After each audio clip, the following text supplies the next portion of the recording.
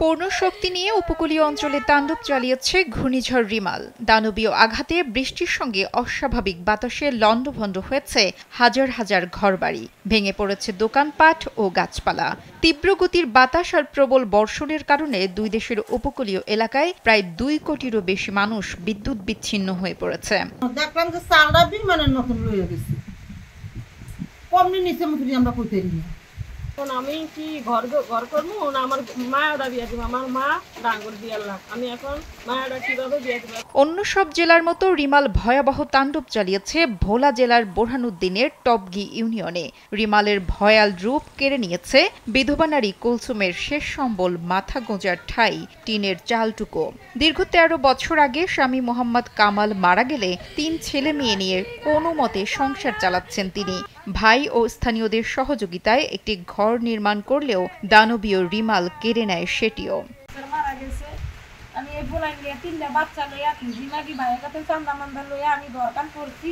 কারণ ঘুন্ডি ধরে আমার ঘরের চাল টাল কইলে গেছে, কইতিন আমি পানির মধ্যে ভিজে আছি, আমি কি করব? কই যাবো ওই সারা বোলাই লইয়া? আমার লাইগা বুঝি আল্লাহর অন্যদিকে একই উপজেলার কুতুবা ইউনিয়নে ৪ নং ওয়ার্ডের মেস্তুরি বাড়ির আব্দুর রহিমের পুরো ঘরটি লণ্ডভণ্ড করে দানব ঘূর্ণিঝড় রিমাল। হঠাৎ করেই ঘরের চাল উড়িয়ে গাছের চাপায় দুমড়ে মুচড়ে মাটির সাথে মিশে যায় ঘরটি। ২-৩ বেলা খাইতে নেই, রিক্সা চালাতে নাই, এই অসহায় মানে ঘর ঘুরিয়ে গেছে। ঘূর্ণিঝড় আয়া অন্যদিকে একই উপজেলার প্রায় ২০ থেকে ৩০টি ঘর রিমালের আঘাতে তছনছ হয়ে গেছে।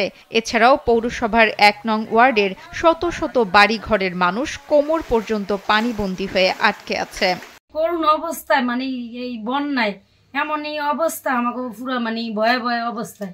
আমরা কোনো সময় এরকম পানি টানি আর দেখি নাই আমাদের লাইফে, এই প্রথম ফার্স্ট দেখছি।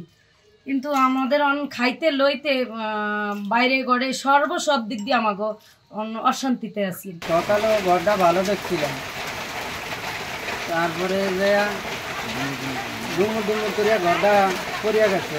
ঘরের নিচে লোকজন আসিল, অনেক কষ্টে বাইরেছে।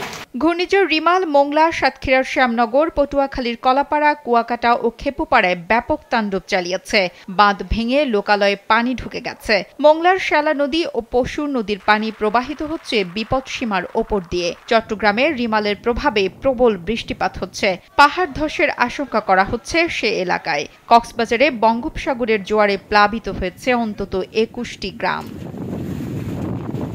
এদিকে শক্তিশালী ঘূর্ণিঝড় রিমালের তাণ্ডবে বাংলাদেশ ও ভারতের উপকূলীয় এলাকায় অন্তত ১৯টি জেলা ক্ষতিগ্রস্ত হয়েছে। এখন পর্যন্ত ৭ জেলায় মোট ১৬ জনের মৃত্যুর খবর পাওয়া গেছে বলে জানিয়েছেন দুর্যোগ ব্যবস্থাপনা ও ত্রাণ প্রতিমন্ত্রী মহিবুর রহমান। তবে এই সংখ্যা আরও বাড়তে পারে বলে ধারণা করা হচ্ছে। নুসরাত জাহান কলি, কালবেলা।